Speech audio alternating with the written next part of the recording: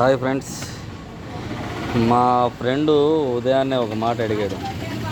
పేరా ఉదయాన్నే లేచి 4 గంటలకు మార్కెట్కి వెళ్ళి అంగడి దగ్గరకు వచ్చి కూర్చోవడం, ఎప్పుడైనా అలా వచ్చి తిరిగి బీచ్లకు వెళ్ళి సినిమాలకు వెళ్ళేది ఏం లేదా అని. వాడికి తెలియదు పాపం. ఉదయాన్నే లేచి మార్కెట్కి వెళ్ళి సామాన్లు తెచ్చి అన్నీ తెచ్చి అమ్మితేనే ఇల్లు గడిచేది, పిల్లకాయలకి అన్నిటికీ కుదిరేది.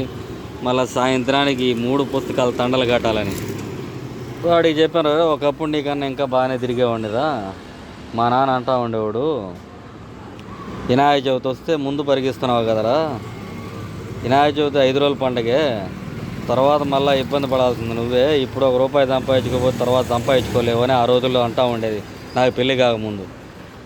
అదే చెప్పేది పెద్దోళ్ళ మాట వినాలని. అప్పట్లో వినలేదు. ఇప్పుడు ఈ చిన్న అంగడితో సరిపెట్టుకోవాల్సి వచ్చింది. ఆ రోజుల్లోనే పనికి పోయి ఏదన్నా ₹1 సంపాదించుకోవాలంటే ఇంకొంచెం పెద్ద అంగడి పెట్టుకోవచ్చు ఫ్రెండ్స్. అందుకనే తండ్రి ఏది ఊరినే చెప్పడం, అనుభవం మీద చెప్తారనేది.